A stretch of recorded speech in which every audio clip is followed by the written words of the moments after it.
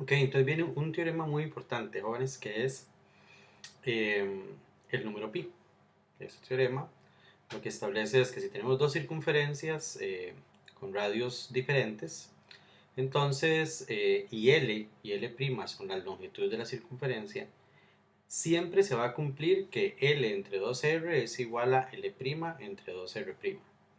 O sea, que es otra cosa decirlo, que L, que es toda la circunferencia entre el diámetro, siempre va a ser un número o va a ser una constante. Y esa constante, no importa en qué circunferencia se esté trabajando, siempre va a ser la misma. A esa constante, a esa razón, se le llama pi. Es muy interesante la evolución histórica de pi, porque en un principio, geométricamente, nosotros vamos a demostrar que esta da un número, ¿ok? Y esa que es una constante. Así como cuando en punto potencia se demostró que esto también daba un número o una constante. Entonces aquí estamos demostrando que esto, L entre 2R, siempre es una constante. Después se le llama o se le pone nombre, que es pi. Y lo que les voy a decir es que a nivel histórico es sumamente interesante porque el número pi, inclusive en sus inicios, se aproximaba a 3 o era 3 o se trabajaba como que pi era 3. Ya después del tiempo, en la historia, se dio la necesidad de ser más exacto y entonces empiezan a hacer aproximaciones y que inclusive precisamente actualmente existen supercomputadoras en Japón que están calculando más millones de decimales de pi. Después se demostró que pi era un número irracional, pero ya eso de que pi es un número irracional, los decimales de pi y todo eso, ya no es del área de geometría, sino que es otra área, pero que obviamente está asociado a la geometría. Y precisamente el número pi sale a razón de este teorema. Entonces, ¿cómo se hace la demostración? Muy sencilla.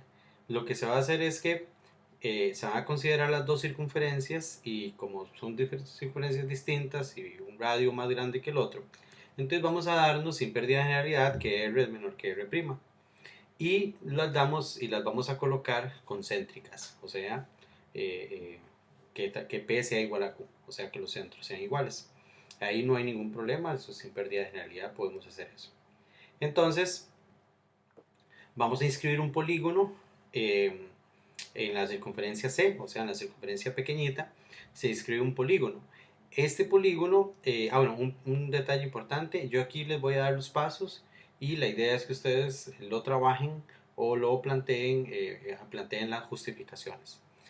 Entonces, les decía que se inscribe un polígono en la circunferencia C. Pues resulta que los rayos P a sub i, o sea, el rayo desde el centro hasta A sub 1, A sub 2, hasta A sub n, todos esos rayos van a intersecar a la otra circunferencia, a la circunferencia que está afuera. Esto se da precisamente porque nos dimos que R es menor que R', por lo tanto, esos puntillos precisamente B sub i van a estar en el exterior de la circunferencia pequeña y entonces se cumple P a sub i, B sub i. O sea que se va a cumplir esa colinealidad. ¿Ok? Entonces, y así para todos los rayos. Entonces, vamos a considerar unos triángulos particulares. Por ejemplo, vamos a hablar del triángulo A sub i, P A sub k, B sub i, P, B sub k. Aquí vamos a escoger el triángulo, perdón, los vértices I y K. Realmente puede ser I y I más 1. Los coloco como K porque el GeoGebra no me permite poner I más 1. Entonces por eso coloco A sub K. Pero realmente son vértices consecutivos. Entonces vamos a considerar esos triángulos, ¿ok? Y después tomamos en cuenta, consideramos los triangulillos. Y sabemos que la distancia de A sub I a P entre la distancia de sub I a P es igual a la distancia de sub K a P entre la distancia de B sub K a P. ¿Esto por qué se da? Muy sencillo. Porque esto que está acá, ¿ok? Esta distancia es un radio y este es un radio, que esos dos radios miden igual, que es R, y este también es un radio y ese es otro radio. Entonces aquí realmente yo lo que tengo es R entre R' R entre R'. Entonces, obviamente, R entre R' es igual a R entre R'. Por eso se da esa igualdad.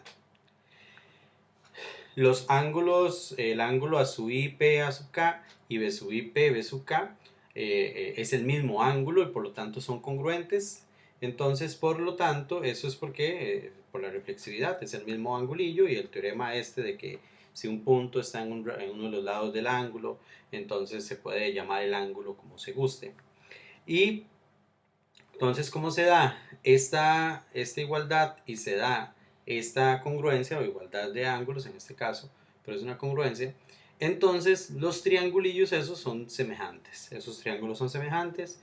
Entonces, como son semejantes, todos sus lados son proporcionales. Ahí está toda la proporcionalidad de todos los lados. Que esto que está acá realmente es esto que está acá, es esto mismo, nada más que ahora estamos agregándole el tercer lado.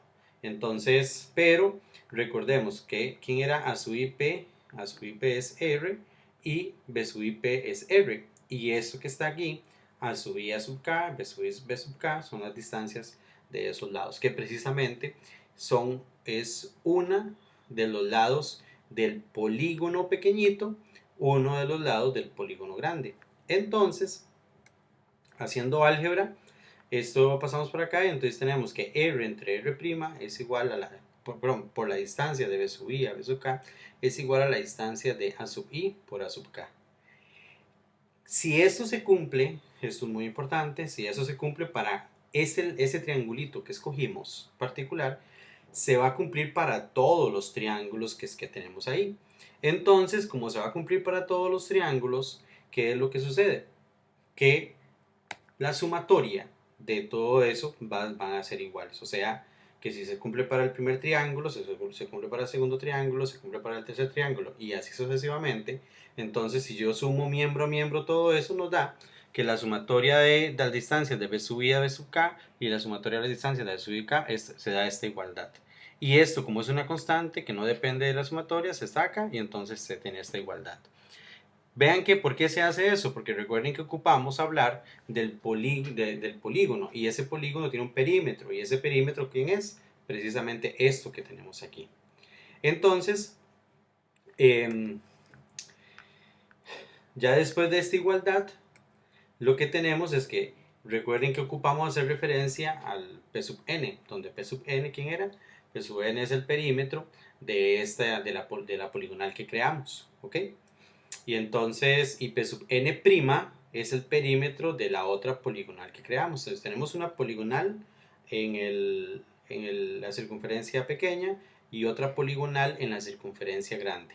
Y P sub n es el perímetro de la primera y la P sub n' es el perímetro del segundo. Y entonces, en esa sumatoria, recuerden que esa sumatoria hay que agregarle el a sub 1 a sub n, hay que agregarle esa otra distancia porque no se incluye aquí dentro de esa sumatoria. Y entonces, sustituyendo, ¿verdad?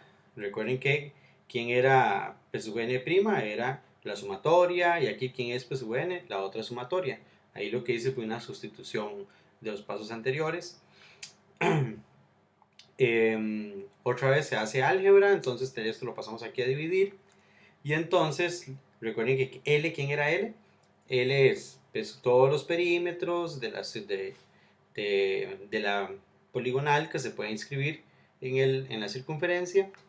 Pero P sub n, de aquí se da que P sub n es esto que está acá. Entonces yo lo sustituyo, vea que es una sustitución de 17 en 19, este paso número 20, sustituimos 17 en 19 y resulta que hay un teorema que vimos que fue uno de los teoremas que no demostramos, que precisamente que lo que decía era eso, que si yo tengo un conjuntillo, yo este conjuntillo y una constante, yo esa constante, por decirlo así, la puedo sacar de este conjunto. Entonces eso es lo que tenemos ahí. Sabemos que L y L' están acotados superiormente por el teorema que vimos anteriormente. Y como están acotados superiormente, tienen sub.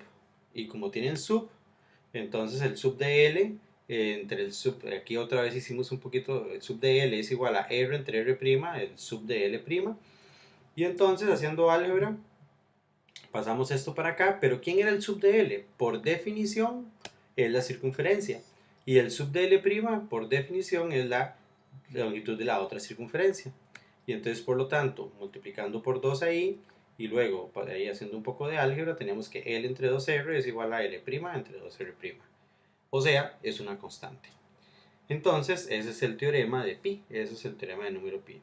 Recapitulando, es simplemente crear una poligonal en una de las circunferencias, se hace la otra poligonal en la otra circunferencia, y entonces se demuestra que ese conjuntillo que ya sabemos que es acotado, esto es acotado, y entonces se trabaja con un poco de álgebra ahí para demostrar que L entre 2R es igual a L' entre 2R'.